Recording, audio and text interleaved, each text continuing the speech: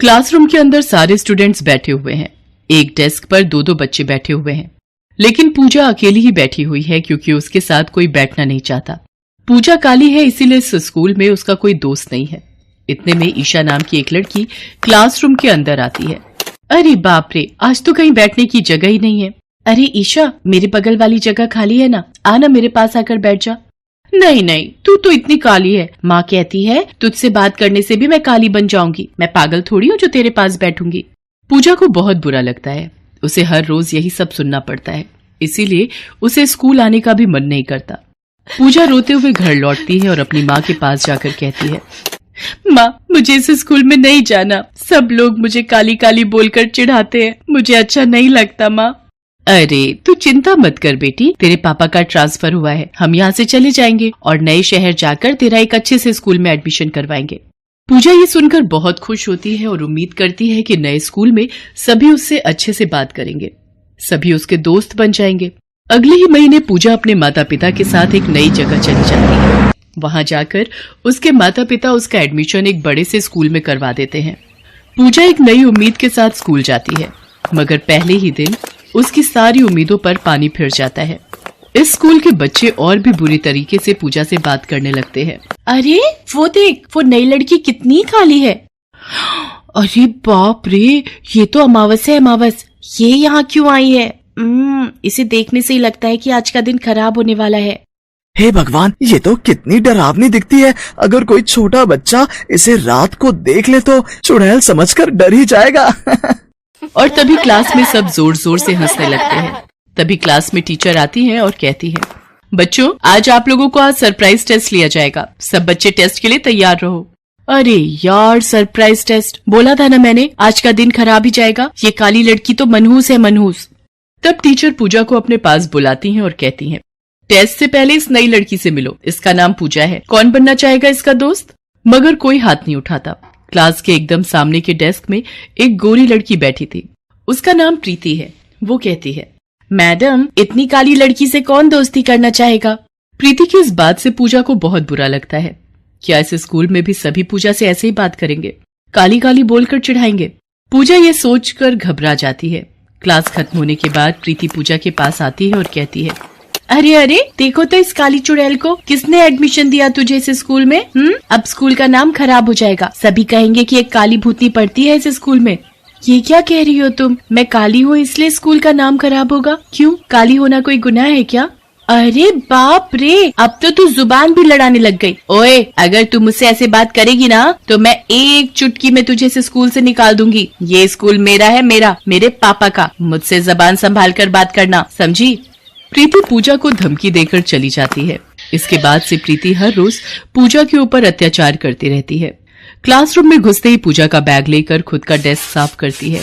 Tiffin भी पूजा को class में बैठकर खाने नहीं देती और उससे कहती है, ए पूजा, यहाँ क्लासरूम के अंदर बैठकर खाना नहीं खा सकती तू, तेरा ये काला मुंह देखकर खाना नहीं खाया जाएगा हमसे।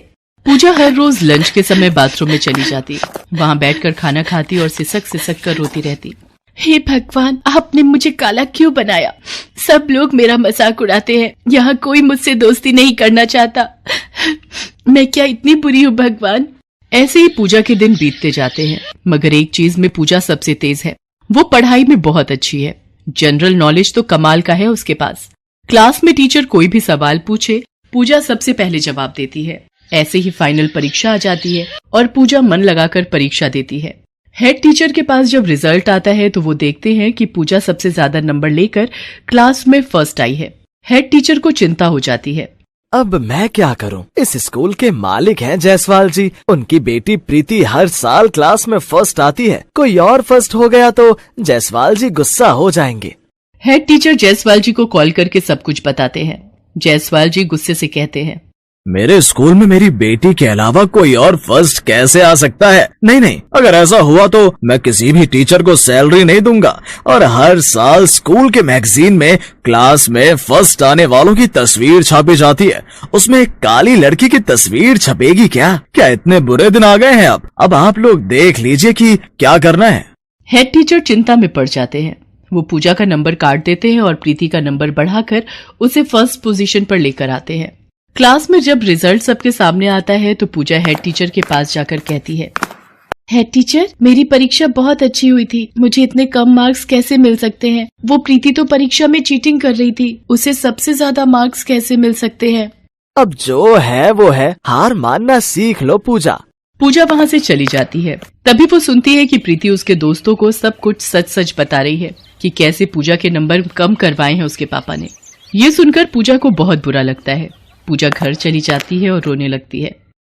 माँ, माँ, मुझसे कोई प्यार नहीं करता। माँ, कोई भी नहीं। मैं तो करती हूँ ना बेटी, और तो कोई नहीं करता, कोई दोस्त नहीं है। परीक्षा में सबसे ज्यादा नंबर मिलने के बावजूद मेरे नंबर कम किए गए हैं। मैं अब से स्कूल नहीं जाऊंगी माँ, नहीं जाऊंगी। पूजा 2 दिन स्कूल नहीं जाती है, कोई उसकी खोज भी नहीं करता। इतने में इंटर स्कूल क्विज कंपटीशन शुरू हो जाता है। पूजा के स्कूल से प्रीति कंपटीशन में भाग लेने जाती है। ये कंपटीशन स्कूल के प्रेस्टीज से जुड़ा हुआ है, मगर प्रीति किसी भी प्रश्न का उत्तर नहीं दे पाती है। हर एक प्रश्न का गलत उत्तर देती है। हेड टीचर चिंता में पड़ जाते हैं। कंपटीशन का पहला राउंड खत्म हो जाता है और उसमें प्रीति का स्कूल सबसे पीछे होता है। हेड टीचर जायसवाल साहब के पास आते हैं और कहते हैं, जायसवाल सर, लगता है हम ये कंपटीशन हार जाएंगे। नहीं नहीं, मेरा स्कूल नहीं हार सकता। आप कुछ भी कीजिए, लेकिन हमें इस कंपटीशन में जिताइए। हेड टीचर तभी गाड़ी लेकर पूजा के घर पर जाते हैं। पूजा, जल्दी चलो, हमें तुम्हारी जरूरत है। हेड टीचर आप? हाँ सर, चलिए। हेड टीचर पूजा को लेकर कंपटीशन में जाते हैं। प्रीति को हटाकर पूजा भाग लेती है और एक के बाद एक सही उत्तर देकर वो अपने स्कूल को इस कंपटीशन में जितवा देती है। सभी बहुत खुश हो जाते हैं। जायसवाल साहब खुद पूजा के पास आते हैं और कहते हैं, पूजा बेटी, हम सब लोगों ने मिलकर तुम्हारे साथ बहुत गलत किया। हम सब शर्मिंदा हैं। हाँ पूजा, मैं भी शर्मिंदा हूँ। तुम भी असली शान हो हमारे स्कूल की। हाँ पूजा, मुझे आज पता चल गया है कि बाहर की खूबसूरती से कुछ भी नहीं होता। आज से तू मेरी दोस्त है। सच में प्रीति? हाँ रे पगली, सच में। ये बोलकर प्रीति पूजा को गले लगा लेती है। स्कूल को कंपटीशन जीतने का प्राइज मिलता है। पूजा को क्लास टॉपर घोषित किया जाता है। क्लास के सारे बच्चे पूजा के दोस्त बन जाते हैं और प्रीति पूजा की बेस्ट फ्रेंड बन जाती है। पूजा को सब कुछ मिल जाता है। वो ऐसे ही खुशी से जिंदगी बिताने लगती है। रामपुर गांव में 2 भाई कमल और मदन रहते थे। दोनों अच्छे परिवार से थे, लेकिन दोनों एक दूसरे से अलग थे और दोनों का व्यवहार एक दूसरे से बिल्कुल अलग था। कमल का रंग गोरा था और वो काफी स्मार्ट भी था। इस चीज का उसके अंदर बहुत घमंड था। वहीं मदन का रंग सांवला था। वो दिल का नेक और काफी ईमानदार लड़का था। दोनों ही अपनी माँ को बहुत प्यार करते थे और अब दोनों की उम्र शादी लायक हो जाती है। एक दिन उनकी माँ को उन दोनों की शादी का ख्याल आता है और वो उन दोनों से बात करती है और बोलती है, कमल, मदन, अब तुम दोनों बड़े हो गए हो। मुझे लगता है अब तुम दोनों की शादी कर देनी चाहिए और मैंने तुम दोनों के लिए लड़कियां भी ढूंढ ली हैं। अरे माँ, मुझे तो मेरे जैसी ही लड़की चाहिए, जो दिखने में सुंदर और गोरी हो। हाँ, क्यों नहीं। मैं अपने बेटे के लिए सुंदर सी ही बहू लाऊंगी। माँ, जैसा आपको ठीक लगे वैसा कीजिए। आप जो भी लड़की पसंद करेंगी मैं उसी से शादी कर लूंगा। पर अभी मुझे देर हो रही है, मुझे ऑफिस जाना है। इतना कहकर कमल और मदन दोनों अपने अपने काम पर चले जाते हैं और कुछ ही दिनों बाद सुषमा अपने दोनों बेटों की शादी करा देती है। कमल की पत्नी अंजलि सुंदर और अमीर थी, वहीं मदन की पत्नी नैना काली और सुशील थी। लेकिन सुषमा को सिर्फ गोरे और सुंदर लोग ही पसंद थे, इसलिए सुषमा अपनी बहू अंजलि से बहुत प्यार से बात करती थी, लेकिन नैना से नफरत करती थी क्योंकि वो काली थी। एक दिन अंजलि अपनी देवरानी नैना से बोलती है, नैना, तुम घर का सारा काम कर लेना, मैं पार्लर जा रही हूँ। मेरी स्किन बहुत खराब हो गई है और मैं नहीं चाहती कि इसका मेरी सुंदरता पर थोड़ा सा भी असर हो। अब तुम तो काली हो, तुम्हें इतना फर्क नहीं पड़ेगा, लेकिन मैं अपनी स्किन को खराब नहीं होने दे सकती। ठीक है दीदी, आप जाओ, मैं घर का सारा काम संभाल लूंगी। अंजलि इतना बोलकर वहां से चली जाती है और नैना घर का सारा काम करने लगती है।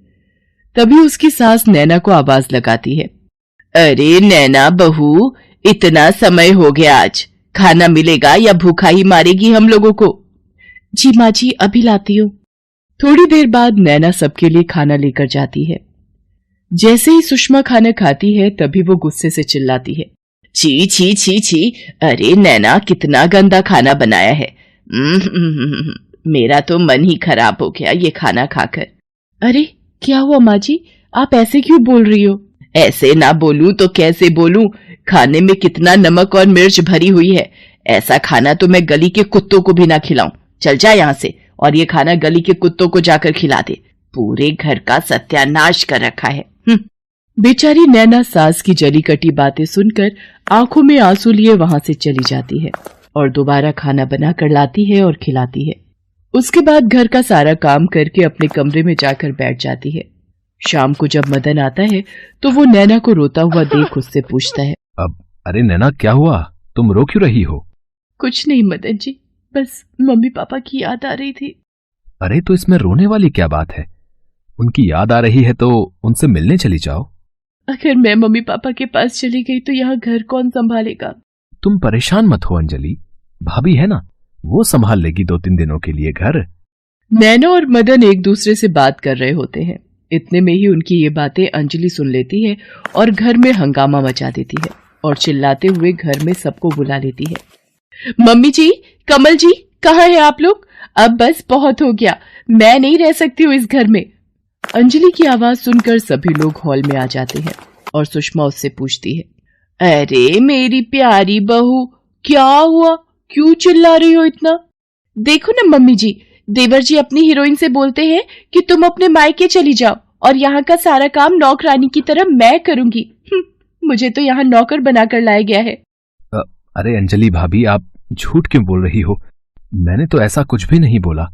बस बस देवर जी, रहने दो, बहुत हो गया। कमल जी आप सुन लीजिए, मैं इस घर में अब एक पल भी नहीं रह सकती। मुझे अभी के अभी इस घर से जाना है। अंजलि बहू, ऐसे मत बोलो, ये तो है ही गवार। ऊपर से जब से ये कल्लो इसे मिली है तब से इसका दिमाग पता नहीं कहाँ चला गया। घर में लड़ाई हो जाती है। सुषमा जैसे तैसे करके अपनी बहू अंजलि को जाने से रोक लेती है और सब अपने अपने कमरे में चले जाते हैं। धीरे धीरे अंजलि और सुषमा का अत्याचार नैना पर बढ़ता ही जा रहा था। घर का सारा काम करने के बाद भी सुषमा और अंजलि उसके साथ मारपीट करते थे। धीरे धीरे कुछ महीने बीत जाते हैं। सुषमा की दोनों बहुएं प्रेग्नेंट हो जाती हैं। एक दिन सुषमा बाजार जा रही थी, तभी रास्ते में उसका एक्सीडेंट हो जाता है, जिससे सुषमा का एक पैर टूट जाता है, जिसकी वजह से वो चल फिर नहीं सकती थी। एक दिन आधी रात को सुषमा को प्यास लगती है। वो अपनी बहू अंजलि को आवाज लगाती है, बेटा अंजलि, एक गिलास पानी दे दे, बहुत जोर से प्यास लग रही है।